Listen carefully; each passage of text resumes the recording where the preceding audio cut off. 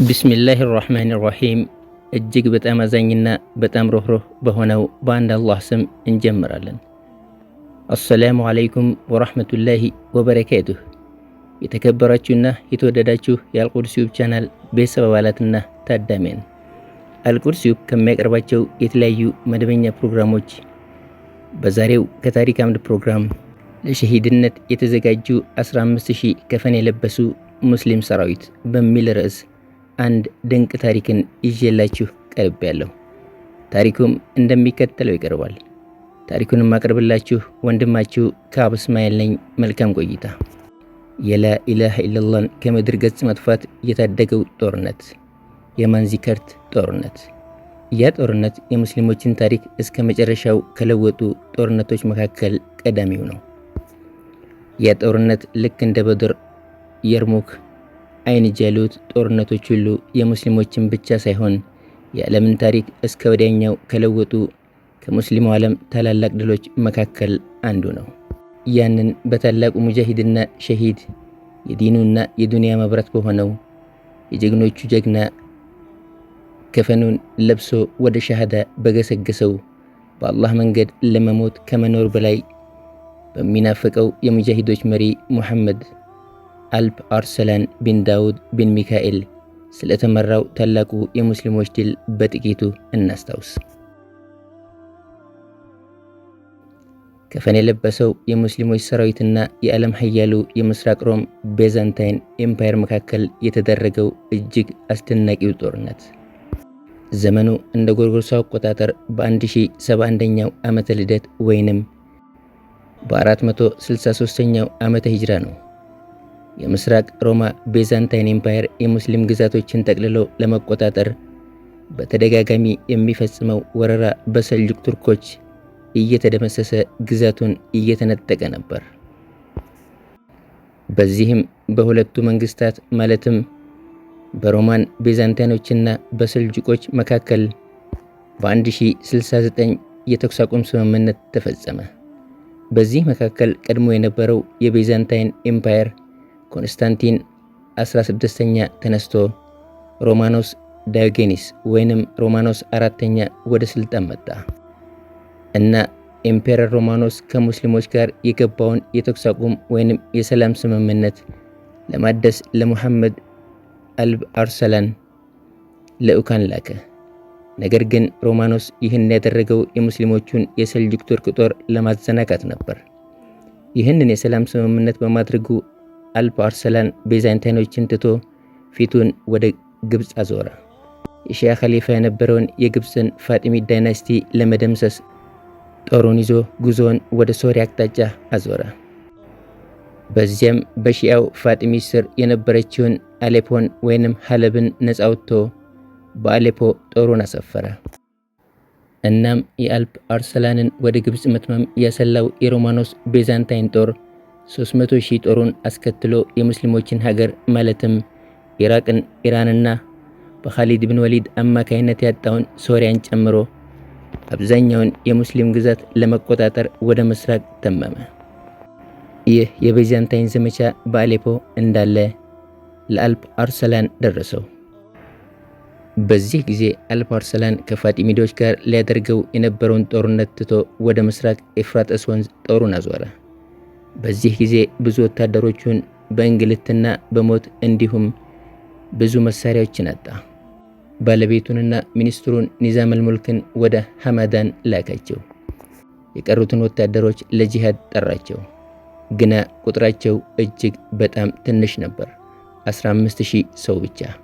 ይህ 15000 ሰራዊት 300,000 የሚሆነውን የአውሮፓ ሰራዊት እንዴት ሊገጥም ይችላል? ተአምር። ሱልጣን አልፕ አርሰላን ለንጉስ ሮማኖስ የሰላም ውሉን እንዲጠብቅ ጦርነትም እንዳይቀሰቅስ መልእክተኛ ላከበት። የሮማኖስ መልስ ግን ጦርነት የምናቆመው ሬይን ስንቆጣጠር ነው የሚል ነበር። ሬይ የሰልጁቆች ሱልጣኔት ዋና መቀመጫ መሆኗን ልብ ይለዋል። ኤምፔረር ሮማኖስ ለሱልጣን አልፕ አርሰላን መልእክተኛ ኢብኑ ማህለባን እንደዚህ አለው፣ የትኛው ከተማ የበለጠ ውብ ናት? ሐመዳን ወይንስ ኢስፋሃን?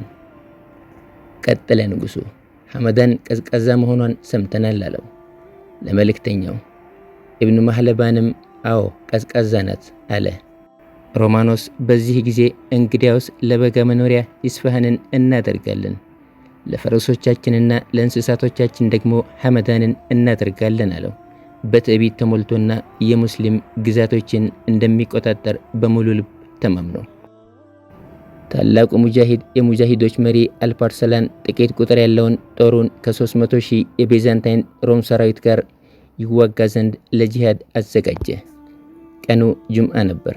የጁምዓን ሰላት ታላቁ ኢማም አቡ ናሲር ሙሐመድ ኢብኑ አብዱልመሊክ አልቡኻሪ አሰገዱ። ከዚያም ከሚንበር ላይ ወጡና ስለ ጂሃድ ኹጥባ አደረጉ። ሙጃሂድ አላህ ዘንድ ያለውን ደረጃ፣ ሸሂዶች ከአላህ ዘንድ ያላቸውን ምንዳ አወሱ። ስለ ኢስላም ተጋደሉ፣ አላህም ሊረዳችሁ ቃል ገብቷል አላቸው። ሱልጣን አልፓርሰላን ኢማሙ እንዲህ አሉት፣ አንተ የአላህ ዲን የበላይ ይሆን ዘንድ በርግጥ ትጋደላለህ፣ አላህም ይረዳሃል አሉት። አላህ የድል ባለቤት እንዲያደርጋቸውም ዱዓ አደረጉላቸው። ሁኔታው ሁሉ የሰሃቦች ዘመን ይመስላል። እነዚያ 15,000 የአላህ ሙጃሂዶች በእርሱ መንገድ ሸሂድ ሊሆኑ ጓጉተዋል።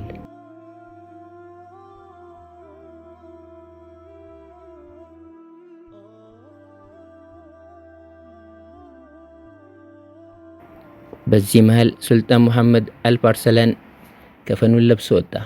ዋ ኢስላማ አላቸው፣ ዛሬ እስልምና አደጋ ላይ ወድቋል። ላኢላሃ ኢላላህ ከምድር ገጽ እንዳጠፋ እፈራለሁ። እኔን የሚመስል ይከተለኝ አላቸው ለነዚያ ለተመረጡት የአላህ ሙጃሂዶች። ሱልጣኑ ስቅስቅ ብሎ አለቀሰ። ሁሉም በእንባ ተራጩ። በአላህ መንገድ ሸሂድ መሆን የፈለገ ብቻ ይከተለኝ አላቸው። እኔ ዛሬ የእናንተ አዛዥ አይደለሁም። ስለ አላህ ዲን መዋጋት ግዴታ የተደረገው በእኔ ላይ ብቻ አይደለም፣ ሁላችንም ላይ ነው። ስለ አላህ ዲን በማገልገል ላይ ሁላችንም እኩል ነን። ለህይወቱ ቅንጣት ታክል የሚፈራ ካለ አይከተለኝ፣ ሙሉ ነፃነቱን ሰጥቼዋለሁ፣ መሄድ ይችላል። እኔ ሸሂድነትን እናፍቄያለሁ።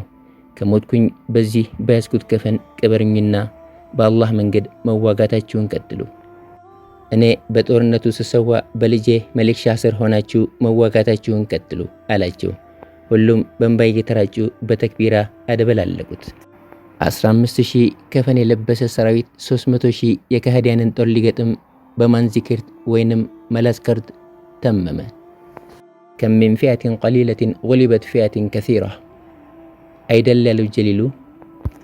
300,000 የሚሆነው የሮም ሰራዊት የተውጣጣው ከሮም፣ ከሩሲያ፣ ከኡጉዝ፣ ከካውካሰስ፣ ከኻዛርስ፣ ከፈረንሳይና ከአርሜኒያ ሲሆን የአልፓርሰላን ጦር ግን 4,000 ልዩ ጦርና 11,000 ተራ ጦር ሲሆን ሁሉም ቱርካውያን ናቸው። የጦርነቱ ፍልሚያ ኢምፔረር ሮማኖስ የሱልጣኑን ጦር ወደ እርሱ እያመራ መሆኑን አላወቅም ነበር። ግን የሱልጣኑ ሰላዮች የሮማኖስ ጦር ያለበትን ቦታ፣ ብዛቱን፣ አጠቃላይ እንቅስቃሴውን በሚገባ አውቀዋል። ሮማኖስ ጦሩን በአህላድና ማንዚክርት መካከል በሚገኝ አራህዋ በሚባል ቦታ አሰፈረ። ከዚያም ኢምፔረር ሮማኖስ በጄኔራሉ ጆሴፍ ታርቺዮኔቴስ የሚመራ 60,000 ጦር ቀድሞ ያጠቃ ዘንድ አዘዘ። ሱልጣን አልፓርሰላን ይህንን ያውቅ ነበርና ለጄኔራሉ ወጥመድ አዘጋጅቶ ጠበቀው። ከዚያ በኋላ የጄኔራል ጆሴፍ ታርቺዮኔቴስ 60,000 ጦር በተዘጋጀለት ወጥመድ ገብቶ ሁሉም አለቁ። ጄኔራሉም ተማረከ። ይህ ሁሉ ሲሆን ንጉስ ሮማኖስ ምንም የደረሰው መረጃ አልነበረም። ከዚያ በኋላ ንጉስ ሮማኖስ ቀሪ 240,000 ሰራዊቱን ይዞ በማንዚክርት 15,000 ከያዘው የአልፓርሰላን ጦር ጋር ተጋጠመ። አልፓርሰላንም ጦሩን ከፊት እየመራ በጀግንነት ተጋደለ። በዚህ ጊዜ ሰልጅቆች እጅግ የሚታወቁበትን የቱርክ የጦር ስልት እየተከተሉ የቢዛንቲያንን ጦር እየቀነሱ ደመሰሱት። የተወሰኑ የቱርክ ተዋጊዎች ወደ ጦርነቱ ይዘልቁና ከዚያ ወደ ኋላ ያፈገፍጋሉ። በዚህ ጊዜ ቤዛንታይኖች ቱርኮች አፈገፈጉ ብለው ስለሚያስቡ ይከተሏቸዋል። ነገር ግን ቱርኮቹ አብዛኛውን ጦራቸውን ከጦር ሜዳው ቅርብ ላይ ነው ደብቀው የሚቀመጡት። የሮም ቤዛንታይን ጦር ግዙፍና በከባድ መሳሪያዎች የተደራጀ ስለሆነ በፍጥነት ደርሶ የሚያፈገፍጉትን ሙስሊሞች ሊወጋቸው ይቸገራል። በዚህ መሃል የተደበቀው የሙስሊም ጦር ይወጣና በቀስትና ጦር ግዙፉን የሮም ጦር ይደመስሰዋል። እንደዚህ እያደረጉ 15000 ሰራዊቶች 300,000 የሚሆነውን የሮማን ክርስቲያን ሰራዊትን ደመሰሱት። ሙስሊሞችን ከምድር ገጽ ሊያጠፋ የዛተው ሮማኖስም ተማረከ። ኢንተንሱሩላህ የንሱሩኩም ላኢላሃ ኢለላህን ለመታደግ ከፈኑን ለብሶ የወጣው እጅግ አነስተኛ ቁጥር ያለው ሰራዊት ከእርሱ በ20 እጥፍ የሚበልጠውን የጠላት ሰራዊት ደመሰሰ። አላህም ድልን አጎናጸፋቸው፣ እስልምናንም ከጥፋት ታደጉ። የአልፕ አርሰላን ታሪክ እጅግ አስደናቂ፣ እጅግ ተአምራዊ የሚለው አይገልጸውም። አንዳንድ ጊዜ ቃላቶች ሁኔታዎችን ለመግለጽ አቅም ያንሳቸዋል። አልፕ አርሰላን እንደዚያ ነው። ጀግንነቱን፣ ቆራጥነቱን፣ ይቅርባይነቱን፣ በአላህ ላይ ያለውን ፍጹማዊ እምነት፣ ለእስልምና የዋለውን ውለታ ቃላቶች ፈጽመው አይገልጹትም። ከድሉ በኋላ የሙስሊሞች ታላቁ ኸሊፋ የነበረው የአባሲድ ኸሊፋ አልፕ አርሰላንን የአረቡም የአጀሙም ታላቁ ሱልጣን ሲል አድናቆቱንና ለእስላምም ለሰራው ገድል ምስጋናውን ላከለት። ኢምፔረር ሮማኖስ ተማርኮ ከሱልጣኑ ፊት ቀረበ። ይህም በቢዛንታይን ሮም ኤምፓየር ታሪክ በሙስሊሞች የተማረከ ብቸኛው ንጉሥ ያደርገዋል። ሱልጣን አልፕ አርሰላን በዚህ ጊዜ ለሮማኖስ እንደዚህ አለው፣ የተማረኩት እኔ፣ የማረከኝ ደግሞ አንተ ብትሆን ቢሆን ምን ታደርገኝ ነበር አለው። ሮማኖስም ወይ እገልሃለሁ፣ ያ ካልሆነ እየጎተትኩኝ በኮንስታንቲኖፕል ጎዳናዎች ላይ እያዞርኩ መሳቂያ መሳለቂያ ኤግዚቢት አድርግሃለሁ አለው። በዚህ ጊዜ ሱልጣኑ ለሮማኖስ አሁን እኔን ምን ያደርገኛል ብለህ ታስባለህ አለው። ሮማኖስም 3 አማራጮች አሉ። አንደኛው ትገለኛለህ፣ ሁለተኛው ደግሞ በሀገርህ እያዞርክ የድልህ ማንጸባረቂያ ኤግዚቢት ታደርገኛለህ። ይህ እኔም የምፈልገው ነው። ነገር ግን 3ኛውን አንተ ልታደርግልኝ ስለማትችል አልናገረውም አለ። ሱልጣን ሙሐመድ አልፕ አርሰላንም 3ኛውን አማራጭ ምንም ሳይፈራ እንዲናገር ጠየቀው። ሮማኖስም ይቅር ብለኸኝ ካሳዬንም ትቀበለኛለህ፣ ከዚያ እኔም ወደ ኪንግደሜ ተመልሼ በአንተ ፍቃድ የኪንግደሜ ምክትል አንተ ዋና ሆነ እመለሳለሁ አለው። በዚህ ጊዜ ሱልጣን አልፕ አርሰላን 3ኛውን አማራጭ ሰጥቼሃለሁ፣ ይቅር ብዬሃለሁ አለው። ሮማኖስ ማመን አልቻለም። በፍጹም በጣም ደነገጠ። ይህንን ይቅር ባይነት 300,000 ሰራዊት ካዘመተበት መሪ መጠበቅ ከቶ እንዴት ይቻላል? 1.5 ሚሊዮን ዲናር ካሳ ሊከፍል ተስማምተው ሮማኖስ ወደ ኮንስታንቲኖፕል ተመለሰ። ግና እዛ ሲመለስ ከሱልጣኑ ተገለበጠ። ይባስ ብሎም የእርሱ አጋፋሪዎች የነበሩት የቢዛንታይን መሪዎች ከስልጣን አውርደው አይኑን አጠፉት። ሮማኖስ የእስልምናን መሐሪነት፣ አዛኝነትና ይቅርባይነት ይዞ ለሮሞችም ለትንግርት ሊነግራቸው ቢቋምጥም ያን ሮሞች አልፈቀዱለትም። ሮማኖስ ያንን የተስማማውን የካሳ ክፍያ ማግኘት አልቻለም። አልፕ አርሰላንም ደብዳቤ ላከለት እንዲህ ሲል፣ ኢምፔረር በነበርኩበት ጊዜ 1.5 ሚሊዮን ዲናር ካሳ ተስማምቼ ነበር፣ ግና ከስልጣኔ ተባረርኩ። እናም የሌሎች ጥገኛ ሆንኩ። ለምስጋና ያክል ብቻ እንደምንም ያሰባሰብኳትን ልኬልሃለሁ በማለት ሮማኖስ በጊዜው ለካሳ ያላከው 300,000 ዲናር ብቻ ነበር። በኋላም በስደት ሲንከራተት ቆይቶ ሞቷል።